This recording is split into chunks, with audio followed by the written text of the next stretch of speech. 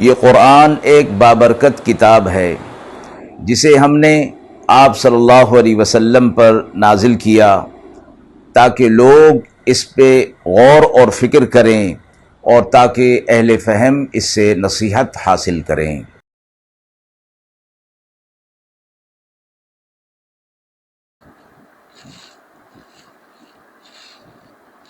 بسم اللہ الرحمن الرحیم۔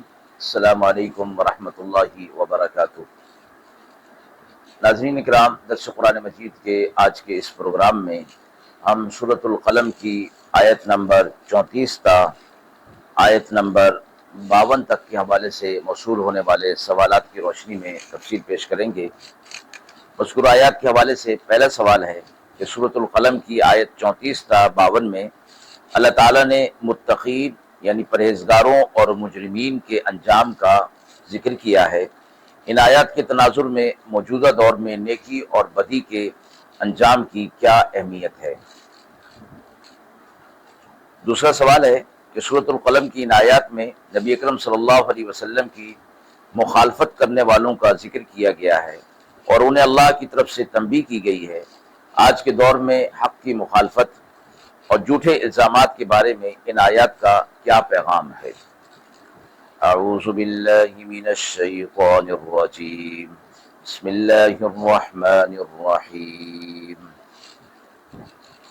ان للمتقین عند ربهم جنات النعیم افنجعل المسلمین كالمجرمین ما لكم كيف تحكمون ام لكم كتاب فيه تدرسون ان لكم فيه لما تخيرون ام لكم ايمان علينا بالغة الى يوم القيامة ان لكم لما تحكمون سلهم ايهم بذلك زعيم ام لهم شركاء فليأتوا بشركائهم ان كانوا صادقين يوم يكشف عن ساق ويدعون الى السجود فلا يستطيعون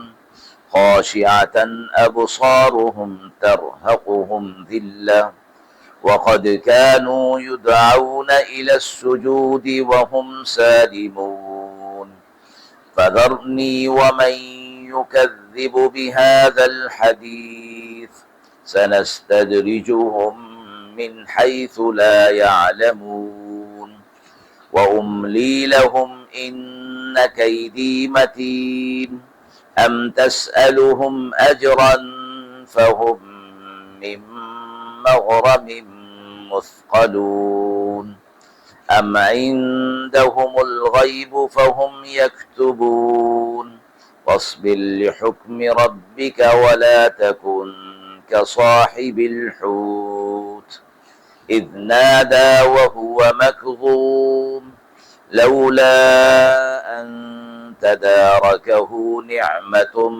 من ربه لنبذ بالعراء وهو مذموم فاجتباه ربه فجعله من الصالحين وإن يكاد الذين كفروا ليزلقونك بأبصارهم لما سمعوا الذكر ويقولون إنه لمجنون وما هو إلا ذكر للعالمين۔ آیات مبارکہ کا ترجمہ ملاحظہ فرمائیں۔ بے شک ڈرنے والوں کے لیے ان کے رب کے پاس باغ ہیں نعمتوں کے، کیا ہم کر دیں گے حکم برداروں کو برابر گناہ گاروں کے؟ کیا ہو گیا تمہیں، کیسی بات ٹھہراتے ہو؟ کیا تمہارے پاس کوئی کتاب ہے جس میں پڑھ لیتے ہو؟ اس میں ملتا ہے تم کو جو تم پسند کر لو۔ کیا تم نے ہم سے قسمیں لے لی ہیں؟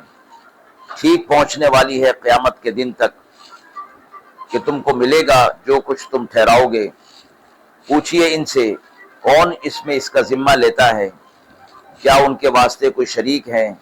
تو پھر چاہیے لے آئیں اپنے اپنے شریکوں کو بطور گواہ اگر وہ سچے ہیں۔ جس دن کہ کھولی جائے گی ساخ اور وہ بلائے جائیں گے سجدہ کرنے کو، پھر نہ کر سکیں گے۔ جھکی پڑی ہوں گی ان کی آنکھیں، چڑھی آتی ہوگی ان پر ذلت، اور پہلے ان کو بلاتے رہے سجدہ کرنے کو اور وہ تھے اچھے خاصے۔ اب چھوڑ دے مجھ کو اور ان کو کہ جھٹلائیں اس بات کو، اب ہم درجہ بدرجہ اتاریں گے ان کو جہاں ان کو پتہ بھی نہیں، اور ان کو ڈھیل دیے جاتا ہوں، بے شک میرا داؤ پکا ہے۔ کیا آپ مانگتے ہیں ان سے کچھ حق، سو ان پر تاوان کا بوجھ پڑ رہا ہے؟ کیا ان کے پاس خبر ہے غیب کی، سو وہ لکھ لاتے ہیں۔ اب آپ استقلال سے راہ دیکھتے رہیے اپنے رب کے حکم کی، اور مت ہو جائیے جیسے وہ مچھلی والا ہوا جب پکارا اس نے اور وہ غصے میں بھرا تھا۔ اگر نہ سنبھالتا اس کو احسان آپ کے رب کا، تو پھینکا ہی گیا تھا چٹکل میدان میں الزام لگا ہوا۔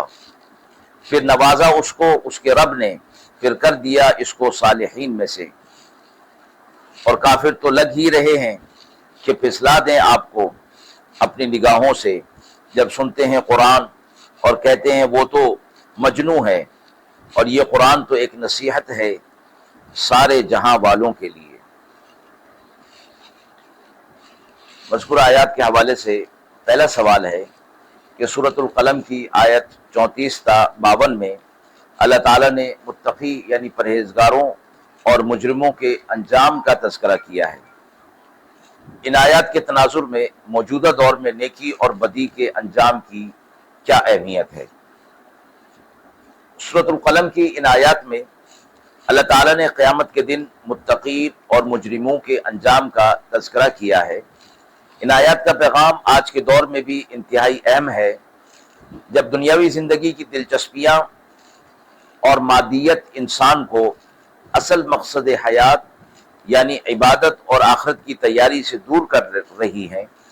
ان آیات میں اللہ تعالیٰ نے واضح کر دیا کہ نیک اعمال کرنے والے افراد جنت کی نعمتوں سے لطف اندوز ہوں گے، جبکہ مجرمین اپنے اعمال کی سزا بھگتیں گے۔ یہ آیات ہمیں یہ سبق دیتی ہیں کہ دنیا میں کیے گئے اعمال کا حساب لازمی ہوگا، اور ہر شخص کو اپنے اعمال کے مطابق بدلہ دیا جائے گا۔ موجودہ دور میں جب انسان مختلف قسم کے گناہوں اور آزمائشوں میں مبتلا ہے، اسے یاد رکھنا چاہیے کہ اللہ کے ہاں انصاف ہے، اور نیکی یا بدی اس کا بدلہ ضرور مل کر رہے گا۔ مذکورہ مفہوم کے حوالے سے جو حدیث مبارکہ ہمیں ملتی ہے، رسول اللہ صلی اللہ علیہ وسلم نے فرمایا، یا عبادی انما ہی اعمالکم احصیہا لکم ثم اوفیکم ایہا فمن وجد خیرا فلیحمد اللہ ومن وجد غیر ذلک فلا یلومن الا نفسہ۔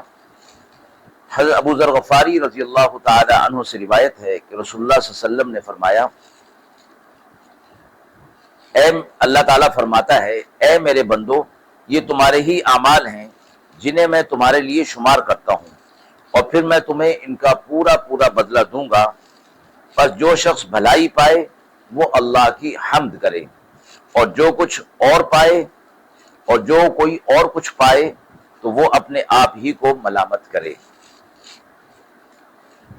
مذکورہ آیات کے حوالے سے دوسرا سوال ہے کہ سورۃ القلم کی آیات میں نبی کریم صلی اللہ علیہ وسلم کی مخالفت کرنے والوں کا تذکرہ ہے، اور انہیں اللہ کی طرف سے تنبیہ کی گئی۔ آج کے دور میں حق کی مخالفت اور جھوٹے الزامات کے بارے میں ان آیات کا کیا پیغام ہے؟ سورۃ القلم کی آیت 34 تا 52 میں اللہ تعالیٰ نے نبی کریم صلی اللہ علیہ وسلم کی مخالفت کرنے والوں اور ان کے جھوٹے الزامات لگانے والوں کو تنبیہ کی۔ ان آیات کا پیغام آج کے دور میں بہت اہم ہے، جب حق کی بات کہنے والوں کو مختلف الزامات کا سامنا کرنا پڑتا ہے اور انہیں دبانے کی کوشش کی جاتی ہے۔ اللہ تعالیٰ نے نبی کریم صلی اللہ علیہ وسلم کو صبر کی تلقین کی اور ان کے مخالفین کو خبردار کیا کہ ان کا انجام برا ہوگا۔ آج کے دور میں جبکہ سچائی کی مخالفت عام ہو چکی ہے، ان آیات سے ہمیں یہ سبق ملتا ہے کہ حق کے راستے پر چلنے والوں کو ثابت قدم رہنا چاہیے اور اللہ کی مدد پر بھروسہ کرنا چاہیے۔ اللہ ہر اس شخص کی حفاظت کرتا ہے جو اس کی راہ میں صبر اور استقامت دکھاتا ہے اور مخالفین کو ان کے اعمال کا بدلہ دیتا ہے۔ مذکورہ مفہوم کے حوالے سے حدیث مبارکہ جو ہمیں ملتی ہے، رسول اللہ صلی اللہ علیہ وسلم نے فرمایا، علیکم بالصدق فإن الصدق يهدي إلى البر وإن البر يهدي إلى الجنة وما يزال الرجل يصدق ويتحرى الصدق حتى يكتب عند الله صديقا۔ حضرت عبداللہ بن مسعود رضی اللہ تعالی عنہ سے روایت ہے کہ رسول اللہ صلی اللہ علیہ وسلم نے فرمایا، سچائی کو لازم پکڑو کیونکہ سچائی نیکی کی طرف لے جاتی ہے اور نیکی جنت کی طرف لے جاتی ہے۔ ایک آدمی مسلسل سچ بولتا رہتا ہے اور سچائی کو اپناتا ہے یہاں تک کہ وہ اللہ کے نزدیک سچا لکھا جاتا ہے۔ ناظرین کرام، ہم امید کرتے ہیں کہ مذکورہ سوالات کی روشنی میں جو تفصیل پیش کی گئی وہ آپ کے لیے قابل اطمینان ہوگی۔ اس حوالے سے آپ کے بھی سوالات ہوں تو ضرور کمنٹ باکس میں دیجیے، انشاءاللہ ان کے جوابات دینے کی پوری کوشش کی جائے گی۔ وآخر دعوانا ان الحمد للہ رب العالمین۔